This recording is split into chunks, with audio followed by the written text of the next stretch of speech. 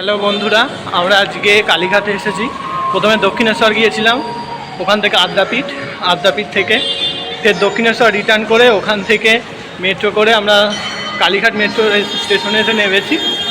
এখন স্কাইওয়াকে আছি, কালীঘাট স্কাইওয়াক খুব সুন্দর করেছে স্কাইওয়াকটা, সঙ্গে আকাশদা, দু ভাই বেরিয়ে পড়েছি। মাঝখানে কিছুদিন দেখা সাক্ষাৎ ছিল না, আবার বেরিয়ে পড়েছি। কালীঘাট স্কাইওয়াক খুব সুন্দর করেছে, আপনারা এসে দেখতে পারেন, অপূর্ব করেছে। দক্ষিণেশ্বরের থেকেও অনেক বড় স্কাইওয়াকটা। চলো আমরা স্কাইওয়াকটা আজকে একটু ঘুরে দেখে নিই কেমন করেছে। অসাধারণ করেছে, অসাধারণ, খুব সুন্দর করেছে। আপনারা মন চাইলেই এসে মায়ের দর্শন করে নিতে পারেন এবং স্কাইওয়াকটা একটু দেখে যেতে পারবেন, একটু কলকাতাটা ঘোরা হয়ে যাবে। এখানে টেরাকোটার কিছু নিদর্শন আছে, যেটা দেখে খুবই ভালো লেগেছে, খুব সুন্দর করেছে। অসংখ্য মানুষ সব ছবি তুলছিল ওখানে দাঁড়িয়ে নিজেদের সঙ্গে।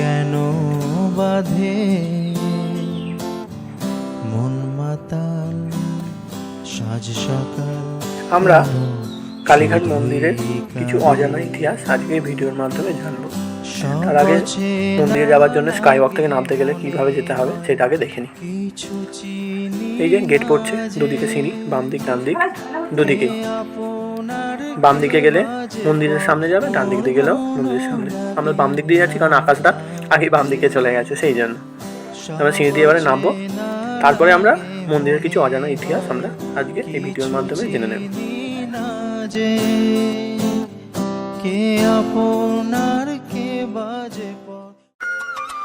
কালীঘাট মন্দির কলকাতার একটি প্রসিদ্ধ কালী মন্দির এবং 51 সতীপীঠের অন্যতম হিন্দু তীর্থক্ষেত্র। এই তীর্থের পীঠদেবী হলেন দক্ষিণা কালী এবং ভৈরব অর্থাৎ পীঠ রক্ষক হচ্ছে নকুলেশ্বর ভৈরব। এখানে মহাদেব নকুলেশ্বর নামে পূজিত হন। পৌরাণিক কিংবদন্তি অনুসারে সতীর দেহত্যাগের পর তার ডান পায়ের 4টি আঙুল এই আদি গঙ্গায় পড়েছিল। পুরাণ মতে এই স্থান বারাণসীর সমতুল্য।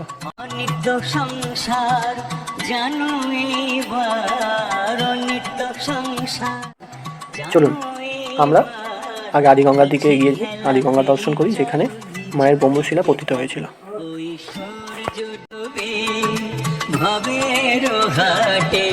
আর কত বেচা কেনা করিবে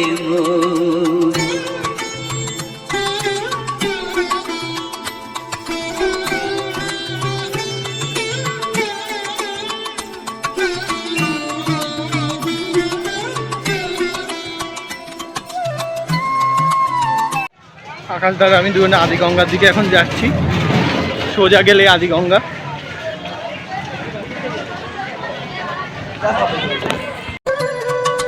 জীবন ভরে বেচা কেনা করে টানা করে জমিয়েছ থলি ভরে, ওই করিতে যেতেও পারে, ওই করিতে যেতেও পারে, পারবে না করিলে ক্রন্দন, ওই সূর্য ডুবে ভবের হাটে, আর কত বেচা কেনা করিবে। এই যে আদিগঙ্গার গেট, আমরা আদিগঙ্গার গেটের সামনে চলে এসেছি। গেটের মাথাতেই গঙ্গা দেবীর একটি চিত্রপট আঁকা, আর ডান দিকে এই যে দোকানগুলো আছে, এখানে শাঁখা, সিঁদুর, নোয়া ইত্যাদি বিক্রি হয়। এই সাবিত্রী সত্যবানে সবাই দেয়, সমস্ত মহিলারা আদিগঙ্গার জলে স্নান করে এবং এখানে সাবিত্রী সত্যবানকে সিঁদুর দেয়, শাঁখা নোয়া দেয় এবং মঙ্গল কামনা করে। এখানেও আর একটি সাবিত্রী সত্যবান বসানো। আর এই আদিগঙ্গার ওপর দিয়ে আগে বণিকরা সওদা করতে যেত। চণ্ডীমঙ্গলে বর্ণিত আছে ধনপতি সওদাগর তার পুত্র সীমন্তকে নিয়ে সপ্তডিঙায় চড়ে এই আদিগঙ্গা দিয়ে যাওয়ার সময় এই কালীঘাট মন্দিরে পুজো দিয়েছিলেন। আজ আমরা দেখছি এই নদী এখন খালে পরিণত হয়েছে, কিন্তু এক সময় এই নদী অনেক বড় এবং অনেক গভীর ছিল, যেখান দিয়ে সমস্ত বণিকরা সওদা করতে যেত। আমরা যেমন জানি যে তারাপীঠে ছিলেন বামদেব, দক্ষিণেশ্বরে ছিলেন ঠাকুর শ্রী রামকৃষ্ণদেব, এবং আমরা কিন্তু জানি না যে কালীঘাটের কে ব্রহ্মচারী ছিলেন, মায়ের সন্তান কে ছিলেন। কালীঘাটে ছিল আত্মরাম ব্রহ্মচারী নামক এক মাতৃ সাধক। তিনি একদিন এখানে মা কালীর ধ্যান করছিলেন। এরপর এক রাতে তিনি দেবীর কণ্ঠ শুনতে পান। তাকে বলা হয় যে সে যে বেদিতে বসে ধ্যান করছিলেন সেটি হলো ব্রহ্মবেদী, আর দেবীর এই অঙ্গ আশেপাশের কোনো এক হ্রদে রয়েছে। তাকে এও নির্দেশ দেওয়া হয়েছিল যে নীলগিরি পর্বতে ব্রহ্মানন্দগিরি নামক একজন সাধক আছেন, তার কাছে যে কোষ্ঠী পাথরের শিলাস্তম্ভ রয়েছে তা যেন নিয়ে এসে এই ব্রহ্মবেদীতে স্থাপন করা হয়।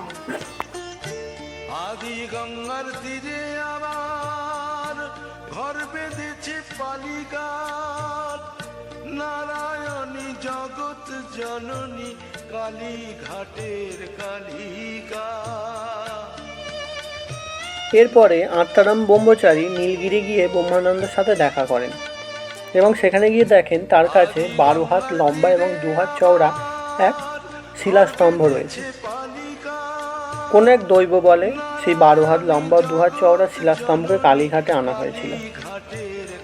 বলা হয় তখন দেবশিল্পী বিশ্বকর্মা সেখানে আবির্ভূত হয়ে সেই শিলাকে মাতৃরূপ দেন এবং ব্রহ্মবেদীতে স্থাপন করেন। এইভাবে দেবীর মূর্তি স্থাপনা হলেও তখনও কিন্তু দেবীর সেই খণ্ডিত চরণ নিখোঁজ। মন্দির স্থাপনার বেশ কিছুদিন পরে একদিন রাতে সাধনাকালে আত্মারাম ও ব্রহ্মানন্দ দুজনেই কালিন্দী হ্রদের মধ্যে দেখতে পায় যে এক আলোর জ্যোতিরেখা উঠে ভেসে আসছে নিচ থেকে। তারপরে দৈববাণী হয় যে ওই হলো মায়ের ব্রহ্মশিলা, অর্থাৎ মা সতীর পায়ের 4টি আঙুল। পরের দিন ভোরবেলা সেই শিলাখণ্ড উদ্ধার করে তারা মন্দিরে প্রতিষ্ঠা করে। সেদিন ছিল স্নানযাত্রার দিন, অর্থাৎ জ্যৈষ্ঠ পূর্ণিমার দিন। তাই আজও এই প্রথা মেনে এই বিশেষ দিনে মায়ের বিশেষ পূজা হয়। মায়ের পায়ের জবা হয়ে ওঠ না ফুটে মন, আমার মায়ের পায়ের জবা। মায়ের পুজো দেওয়া হয়ে গেছে, আমরা গর্ভগৃহেতে ঢুকেছিলাম, ভালোভাবেই দেখতে পেয়েছি মাকে, দর্শনও পেয়েছি, পুজো দিতে পেরেছি ভালোভাবে। গজাধিপতে রিপুগজ গণ্ড বিদারণ চণ্ড পরাক্রম শুণ্ড মৃগাধিপতে নিজ ভুজ দণ্ড নিপাতিত খণ্ড বিপাতিত মুণ্ড ভটাধিপতে জয় জয় হে महिषासुर मर्दिनि रम्यक पर्दिनि शैलसुते मा रम्यक पर्दिनि शैलसुते।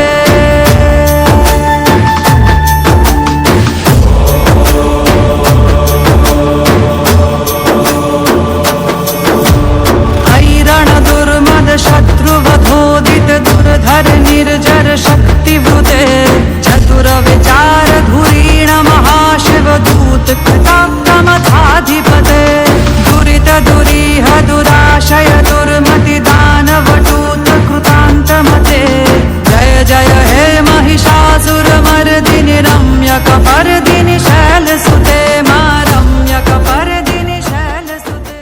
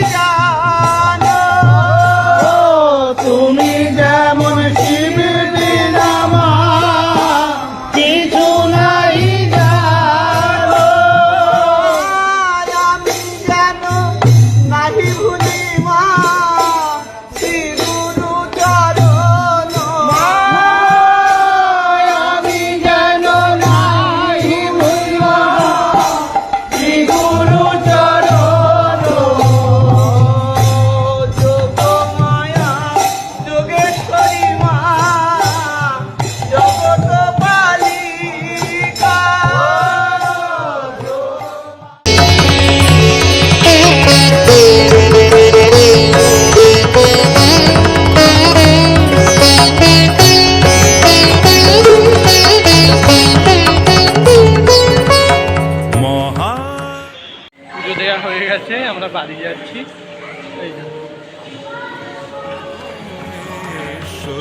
কালিকা মহাবিদ্যা শক্তি পরমেশ্বরী কালিকা।